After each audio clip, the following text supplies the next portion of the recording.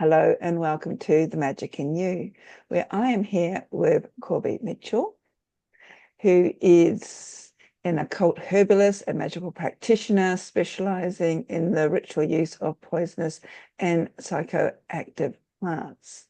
He studied religion from Arizona State University and has been a herbalist since a very young age. He owns and operates the Poisoners Apothecary, an online shop and educational resource for the poison class. So before I go any further, I thought I would bring you on, Corby, and say welcome to The Magic in You. Well, hello. I'm excited to be here. Thank you for having me. You're more than welcome. And now you have, some people might be familiar with you have done books on the poison path. This is something, as I've just said, you've been studying for a long time now. So what I thought I might just jump in and say, how did you get started? And how do you actually describe your path? What do you actually call yourself to the audience who may not be all familiar with the work that you do? Yeah, so I think it's kind of an ever-changing thing that grows as I grow, and I try not to hold on to, any kind of labels too much. I like to hear what other people maybe call me once they figure out what it is that I'm doing. I do identify as an occult herbalist. So I have a background in herbalism, but I'm specifically focused on the esoteric qualities of herbs, their folklore, their different ritual, ceremonial, and magical uses. I would also identify as a witch, depending on the day. So, yeah. Fantastic. And you have been a prolific writer for a magazine called This Witch magazine, also the Witch's Almanac, and other publications, and the Poison Path Herbal and the Poison Path Grimoire, and you've got a few more writings about to be published this year, which is excited. The Poison Path Oracle. Everybody loves Oracle decks and Oracle cards, sort of deepening their information. You've also got another book called Herbal Magic for Dummies, and you were the co-author for Leo Witch. So where do you get time? And this is the big thing. This is one of the reasons why I'm so excited to talk to you, because you have an online, well, I think it's an online conference coming up in March, and the Botanical Oscura Conference. This is if I understand correctly, the fifth year Yeah. that this annual gathering has been going, which is fantastic, especially in our economic climate. So, what inspired you to put together a conference and basically gathering people all around the world to take part? Oh gosh. I mean, that was kind of the main impetus for putting it together. I wanted to create a completely virtual space for practitioners from around the world to come together and share their practices and their experiences and sort of create a virtual community for plant-based practitioners from all different walks of life. So this will be our fifth year. We are a completely online conference with presenters from all over the globe. We've actually got a presenter from Australia that'll be joining us this year, so very excited for that. Presenters from France, Mexico, Canada, the US, the UK, different parts of Europe. So super excited to be holding this space for that. And it's really just kind of come together organically, no pun intended. There are some great plant conferences and witchy conferences that exist that offer both online and in person, but ours is a little bit unique and I feel like brings kind of a more of a sense of community and family to the whole gathering since it is an annual thing. We've got a lot of people that have attended every year. We look forward to getting to see each other, chat with each other. So just kind of a nice virtual space for us to all hang out. And then you said that there are other conferences being happening, and I think basically in the last few years, there's more and more things going online, which is fantastic, especially for us who live south of the equator and we can't get to all these wonderful events that are happening both in the US and also in Europe. But I want to now turn the focus back onto you and ask you, how did you start your magical journey? What were some of the influences, early teachers, and especially in relation to walking this path that you have, this, I was going to say obsession, but it's not, this drawing to the poisonous plant, they are sort of underestimated in a lot of teaching. So what drew you to that and how did you get started? Yeah, I mean, obsession is probably the right word. Oh, sometimes I wonder, like, what am I doing? What am I getting myself into? But I just can't stop and I just keep going. And, I just think that there's something to all of this. And, it's more than just me and my work and what I'm doing, but, the plant spirits play a big role in sort of my decision-making process and kind of drive me forward through all of this. So I've been interested and attracted to, magical practice, the supernatural, the whole figure and archetype and idea of the witch since I was like a little tiny child. Probably like 4 or 5 years old. I started dressing up as the Wicked Witch of the West for Halloween for multiple years in a row. And even when it wasn't Halloween, I liked to wear the costume. And so I just really identified with this kind of powerful, transgressive, feminine sort of figure that the witch represented. And it wasn't, until probably about 10 years old that I started to become more aware of witchcraft as something that was not just in movies and fairy tales, but was an actual spiritual practice that could be pursued and researched academically. And so I just kind of dove into that at a super young age. It was really an obsession, and I spent a lot of years just kind of digging and researching and kind of finding what my niche was. And plants have always been a big part of my life and something that I've been attracted to, kind of separate from my interest in magical practices. So it just sort of made sense that they all weaved together. Thank you for sharing that. And for people who maybe are starting out, excuse me, you mentioned about sort of like plant allies and how they sort of like communicate with you. For an area for people who are a little bit unfamiliar with that, how would you describe how they communicate with you? Is it sensation? Do you hear voices? Is it some other sort of, I'm gathering this is sort of like more opening up to your psychic awareness, or is it more intuitive? How do you connect in with the plants, and how did you know? Because you've just said um, that they keep basically pushing you forward to produce more work. So how do you know that this is the plants and the drawing to this, if that's making any sense? Yeah, that makes sense. And, I think like any kind of psychic perception or, receiving any sort of information that is outside of our own consciousness is going to be done in different ways, kind of depending on the person. Some people are going to be more visual, some of them are more auditory, some people are better at interpreting signs. So it could be like any and all of those things.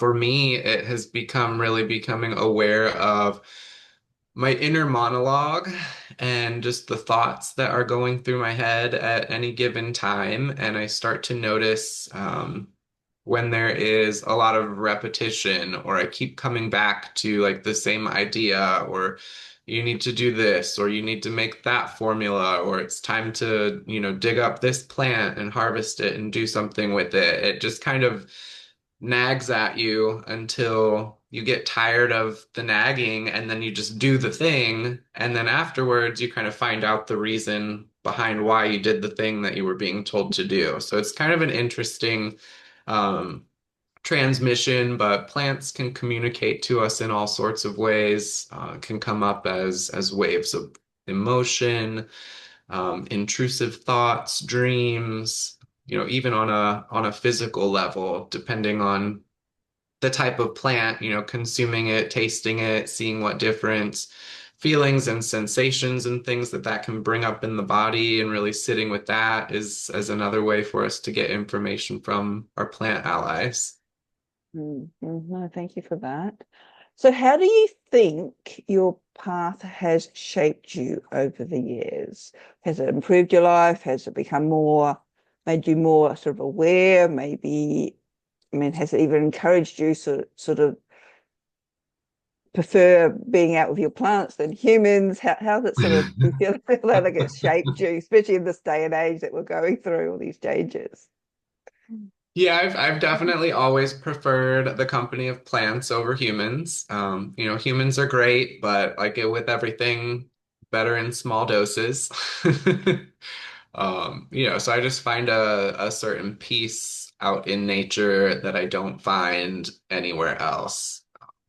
So keep coming back to that, and like throughout my life, anytime that I've gone through a difficult transition or healing process, I would always find myself just going out into nature, going to the park or the woods or out into a field, and just kind of letting it all out there. So it's definitely improved my life in countless different ways. Um, so before I started all of this, or, started writing publicly and doing the books and the classes and the conference and like all of that fun stuff, my life was kind of a mess. I was not in a great place. I still managed to keep jobs and pursue different careers. I was a cosmetologist and a cosmetology instructor for a number of years. I went back to school and did my degree in religious studies, and so I was still accomplishing things, but I was also struggling with addiction to opioids.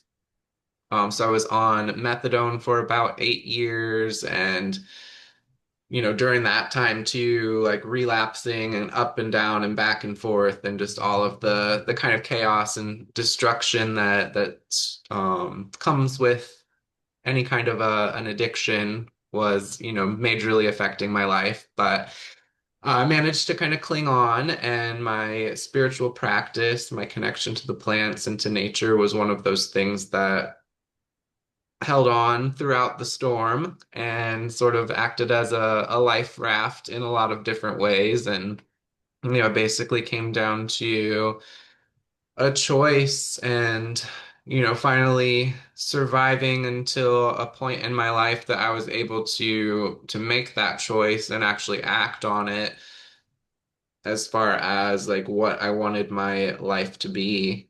And so I did, and I had to sacrifice a lot and go through a lot of, not very fun, cute stuff, but I got to a good place. And the plants that I work with and the spirits that I work with have definitely been a big part of that healing journey and continue to be. So, Thank you for being so honest and well, brutally honest about that.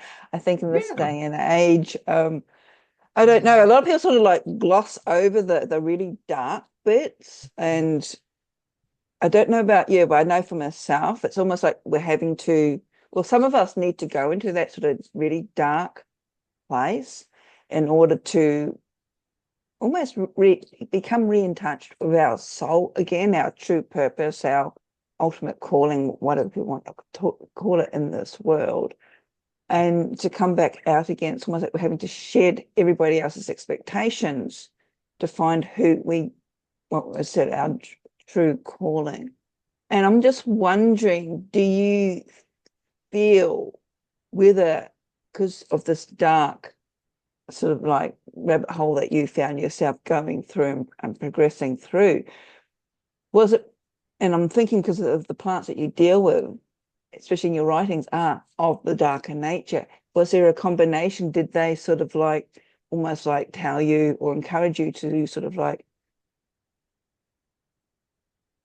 get rid of all that external exterior and almost somehow encourage you to go into that darkness for them to pull you back up again? Is there some, I don't know if I'm explaining this, I'm just thinking, were they part of that dark inward shadow journey, can I say? Because that's where they reside. It's only through you going through the darkness that now you can actually appreciate and work with them on a deeper level than maybe someone who hasn't gone through that dark. I think that's what I'm trying to ask you about, if that makes any sense. Yeah, it does make sense. And I don't think that it's any coincidence that I work with the plants that I do and their association to sort of the dark side of things and them being maligned and taboo simply because of the fact that they are poisonous and potentially dangerous and have this connection to death and all of the things that humans kind of shy away from. So the darkness is not something to be afraid of or to be ashamed of. The pain that we've gone through, the experiences that we've had, the trauma, all of that, those are where our deepest strengths come from. And it's in those places that we really learn the most about ourselves. Not to like glamorize it or, make it seem like these horrible things that may have happened to someone were good, but in the long term kind of beneficial and help to facilitate our growth. So I think that really trying to understand the darkness, whether that is through working with different spirits or deities that people would consider dark, or, underworld deities or death deities, or in my case, poisonous plants, help us to kind of understand what the darkness actually is. Because I think in our language, maybe not just English, don't speak a whole lot of different languages, but it seems like there is sort of the darkness gets a bad rap, and everything dark gets equated with evil and malevolent and insidious. And that's not really the case. And some people, I would venture to say a lot of people, myself included, are kind of attracted to the darkness, not to the evil and the insidious, but to the mysterious and the hidden and the taboo areas that we're kind of taught not to go into. And those are really the areas that we can learn the most about ourselves, and they're the most empowering, So it's not about, um, being super edgy and spooky and left-hand path practitioner, or causing harm to people, or anything like that, but really delving into the shadows to gain a better understanding of what those things actually are and the different nuances that exist in those realms. Because there is even a spectrum of variation on the dark side of things, just like there is in all things. So, Yeah, I'm seeing a similarity because I work, I've got a dark goddess book up there. I tend to Mhm. work with the, I don't like the sort of like division where it's dark and light, because to me, any deity can be either or all the colors in between. But I do see, and you're probably aware of today, there's this, I know, interest in shadow work, but a lot of it seems to be just ticking the boxes and moving on to the next thing. And been around the block a few years, and it's just like it's shadow work is like an onion. It's just it's Mhm. a self exploration, and when you think you've done something, something else will emerge, and it's just like, oh god, it's an ongoing process. And I also feel, as you mentioned about some of the plants, what we term as dark deities really aren't all that dark. Yes, they might challenge us and they might have the sort of spooky energy about them, but um, through my work with deity, there's so many different aspects as to why we may classify a deity as dark, and it could be just something that they make us feel uncomfortable. Now, Mhm. a lot of the sort of the darker poisonous plants may not necessarily kill us, but they will make us sick. They will make us get into that uncomfortable state. So, as I said, I'm getting to see this sort of crossover, a similarity, and then, of course, a lot of the darker deities are connected in with some or a lot of the poisonous plants. One that's just popping up in my mind is Hecate or Hecate and poppy. When we all have poppy seeds on our bread, we don't think that as a poisonous plant, but it is in some areas as well, or in some also species of poppy. So, of all the poisonous plants that you are working with, that you've written about, you've studied, do you have a favorite? Do you have one that seems to be like people are more familiar with, say, totem animals or anything like that? Do you have a plant that you seem to be more attracted to, or is one of your go-to plants? Yeah, I do. It is deadly nightshade. So Atropa belladonna, which you can see right behind me. Mhm. It's kind of the main plant spirit ally. I think that certain plants connect with us on a more permanent level, that we could kind of consider like a familiar spirit. So there is something, some sort of a resonance and connection and affinity between an individual and a particular plant spirit that causes that type of bond. And it's something that lasts for a very long time. I'm not to the end of the road yet, so I'm assuming that it's forever, but I guess we'll find out hopefully a long time from now. But it is deadly nightshade.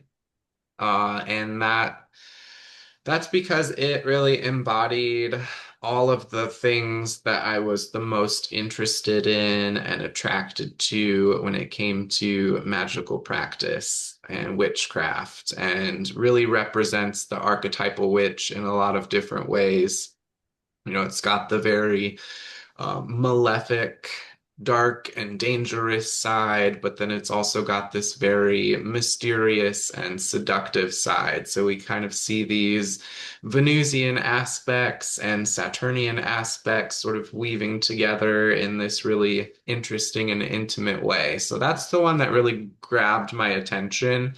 And while I work with a wide variety of poisonous plants and I find them all really interesting, it's Deadly Nightshade that really speaks to me the most. And I feel like it is kind of on my shoulder all of the time, whispering things in my ears about the other plants. Oh, yes, yes, yes. I sort of understand that sensation of you don't know if you're sane or not when you're hearing these sort of like voices or sensations. And it's just like I remember numbered years ago, a group of friends and I were doing a dark goddess ritual. And halfway through it, myself and someone else had the sensation that there was another goddess just basically rocked up and had a hissy fit, can I say? To me, deities can have very humanistic characters. And just Mhm. basically, why wasn't she included? And afterwards, we'd finished our meditation and closed down the circle. He turned around to a colleague of mine and said, did you sense her come through? Because she was more connected in with this deity than I was. And she said, yes. So I knew I wasn't completely going mad, but we had just done a rite 2 days before, specifically for this goddess, but obviously that wasn't enough. She wanted to be included in the team, so to speak. So you do feel at times when they communicate with you that are you maybe hearing things, but there's a almost at like a different level when you can more aware of your own inner monologues, when it's like an external force being plant deity coming through. Yeah, yeah, it helps you to really, I guess, be super grounded in yourself and kind of be aware of what thoughts are your own thoughts and what thoughts are just sort of like the spiritual static in the background, like all of the time. And um, for me, it just gets to the point where it's so repetitive that you almost get frustrated and you're just like, fine, like let's just do the thing right now so that Mm. we can move on to something else because I'm just tired of hearing you poke at me and poke at me and poke at me. Yes, yes. Sometimes I just feel that I'm a channel for them to want to come out into the world, and it's just like, gee, thanks. I don't need, especially when I was writing the Dark Goddess book, there's some deities in there that I'm thinking, I don't know who you are. I don't work with you. I have no connection with you, but obviously you're wanting your story told. Don't you have a priest or priestess somewhere else in the world that's dedicated to you? Why pick on me? But it's that prodding, and I'm going, okay, I'll just surrender to that. Yeah. The urge. So talking about writing, why don't we come back to your writing? So the Poison Path, was it the Herbal, which was the first book, or was the Grimoire the first book? The Poison Path Herbal was the first, yep. And so what was the inspiration behind that? Um, that was just really born out of my passion for what we're calling the poison path. So it started to get a lot of buzz in online communities, I would say like the mid 2000s. There was a book that came out by Daniel Schulk called Beneficium, that really kind of made the connection between poison plants and witchcraft, very very interesting for a lot of people. So I think that was kind of the spark that ignited it in the magical community more recently. But there wasn't really a lot written about it, especially through the lens of occultism and witchcraft practices. So it was really about bringing together as much information as I possibly could to kind of paint a picture of what these plants could do for us, or what their different qualities were, what their historical uses, their folklore, their medicinal uses, just amassing all of the information that I could. So as I went through that journey, I started to notice like some different patterns, and so I draw in connections from alchemy, from astrology, different planetary correspondences, just to sort of give people all of these different bodies of potential lore to sort of draw from in exploring these plant spirits more in depth. And then after that, was it the Grimoire that came? Was it the next book that you wrote, the Poison Path Grimoire? Yep, that's the second one. And now you've got other titles. You've got the Oracle. So I'm taking it. I shouldn't assume that this is going to be an Oracle deck. And is it going to sort of like work with these other two books as well, or is it can be something that's a standalone? They all kind of stand alone, but looking at everything retrospectively, you can really see like the different connections and correlations that I didn't even have an awareness of when I was doing this, but are definitely there. So the grimoire is a little bit more on the practical end, a little bit more personal experience, or I shouldn't say more practical, but it's got more of the ritual, the spellcraft. It does have a lot of ideas regarding shadow work and personal transformation in the grimoire, which I think is something really important to talk about because it's something that really comes up a lot when you talk about these plants. And I think there are a lot of misconceptions when it comes to what shadow work actually can be for magical practitioners. And then the Poison Path Oracle is actually a book that comes out in March, and then in September there will be a Poison Path Oracle deck. So it all kind of goes together. I always said I would never do an Oracle deck, and then when I wrote the Poison Path Oracle and started sharing about that, people thought it was a deck and they were Mm. super excited about it. And so I'm like, well, now I kind of have to do one. So we're doing that too. Oh, that's fantastic. Because some people like the visual aspect to it. I know I've got a number of Oracle decks, and I use them as a meditative tool, a way of sort of really connecting in to the symbolism on a deeper level. And I guess for those of us who live in areas where some of these plants don't grow or we can't get them in, um, Mhm. an image is better than nothing to, or as a way of connecting in with them. So definitely something to look out for.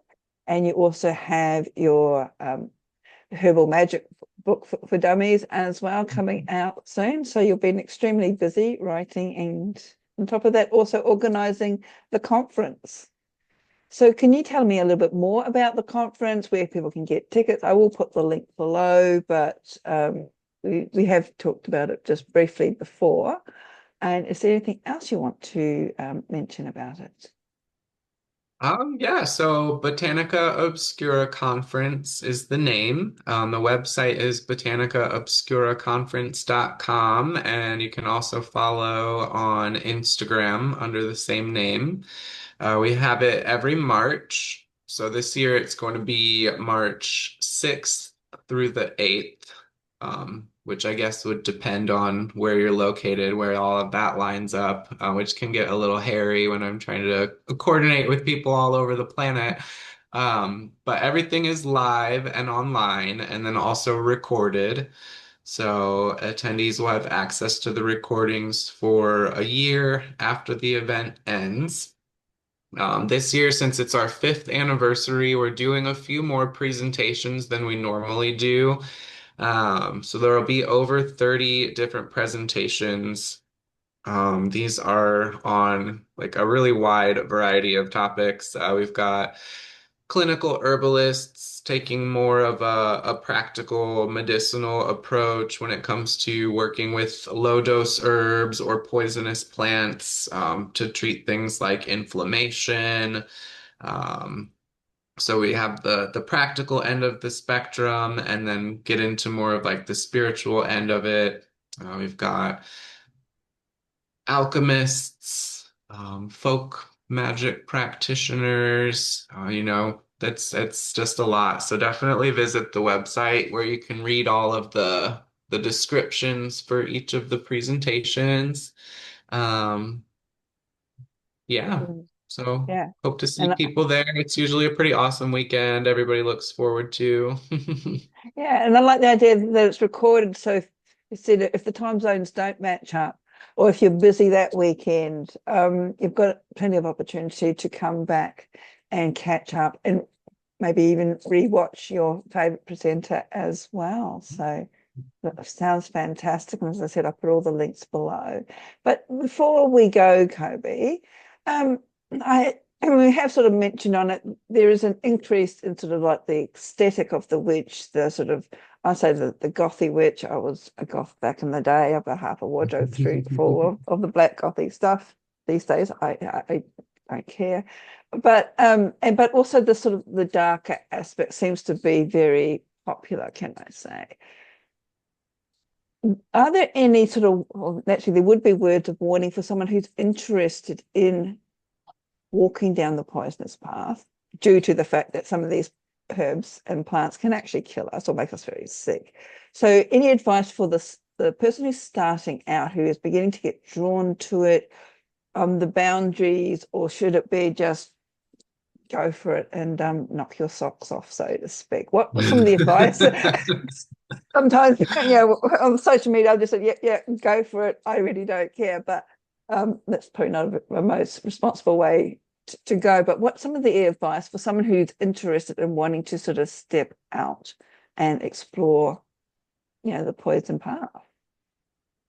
Well, on a practical end, it's very important to understand the plants on an individual basis. So, what exactly is it that they are capable of?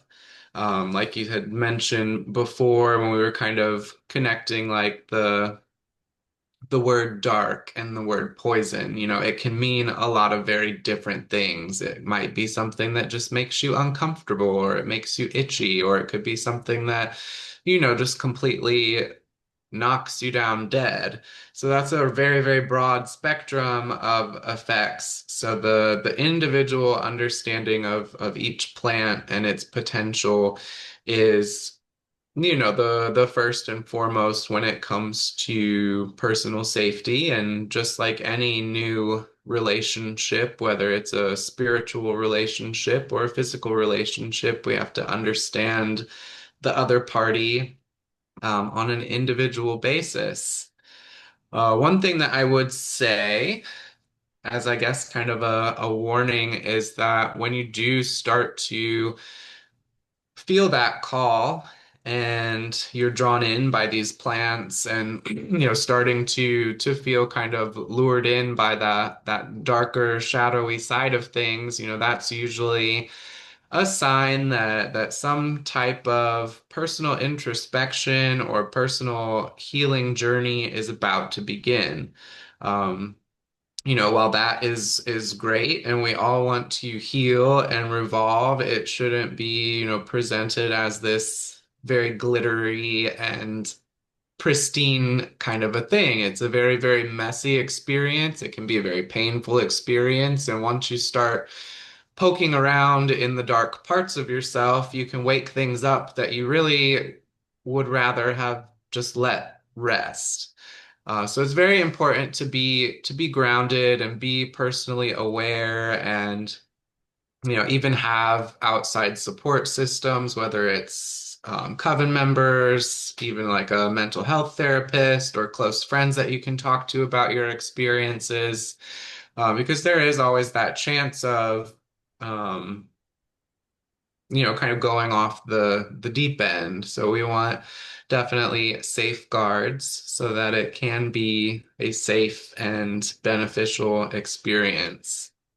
No, definitely. And I think, as I mentioned earlier, it can also be an onion, and you may feel that you've come out of a darkness only to find yourself being sucked back into it in what you may originally think is a sane moment. I know I have. I've turned up for work one day and spent the next half hour bawling my eyes out in the car park over nothing and could not get my act together for a long while and had no idea what was coming up. But obviously there was some, excuse me, deep-rooted emotional suppression thing, I don't know, that needed to come out and be released right there. And at the time it wasn't the best, but we don't Yeah. have It control never is. over